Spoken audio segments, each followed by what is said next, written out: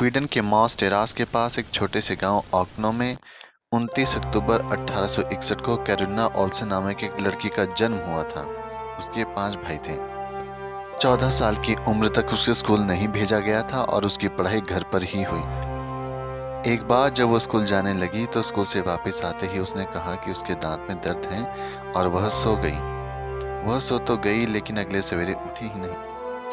उसकी माँ ने जब देखा कि वो सोकर नहीं उठी है तो सभी लोग चिंतित हो गए।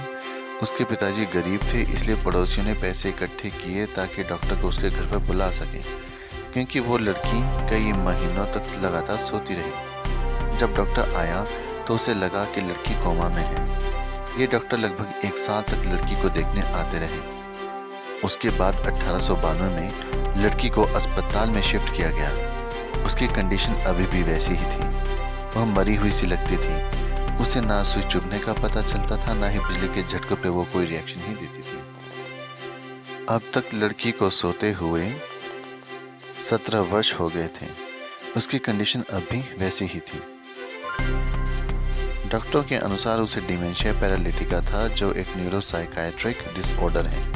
और फिर डॉक्टर ने उसे जब डॉक्टर ने उस लड़की को डिस्चार्ज कर दिया तो उसके बाद कोई भी डॉक्टर उसकी जांच करने को नहीं आया।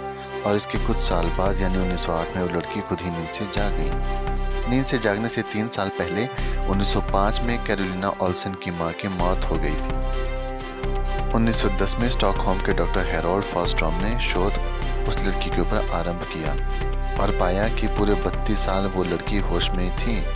वो किसी मानसिक हादसे से या ट्रॉमा से गुजरी थी और उसे एहसास हुआ कि वह अपने आप को बचाने के लिए कंबल के नीचे ढककर पड़ी रहेगी तो सभी कुछ ठीक रहेगा। उसके भाई और पिता का कहना था कि उन्होंने उसे बीच-बीच में अपने बिस्तर से जागते हुए पाया था और अपनी मां की मृत्यु के समय भी वो खूब रोई थी।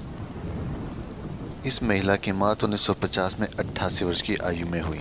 ऐसा माना जाता है कि यह सबसे लंबा समय है जब कोई व्यक्ति इस तरह से जीवित रहा हो और बिना किसी अवशिष्ट लक्षण के जा गया हो। डॉक्टर ने जांच के दौरान पाया था कि उसके नाखून और बाल नहीं बढ़ रहे थे और पूरे समय जब वह सो रही थी तो ओल्सन को 2 समय दूध दिया जाता था। उसकी मां के मरने के बाद वह बहुत रोई, पर वह फिर भी कोमा में ही थी। कहा जाता है कि इतने वर्ष उसने भोजन को छुआ भी नहीं और ना ही किसी ने उसे कुछ बात करते हुए कभी सुना हो।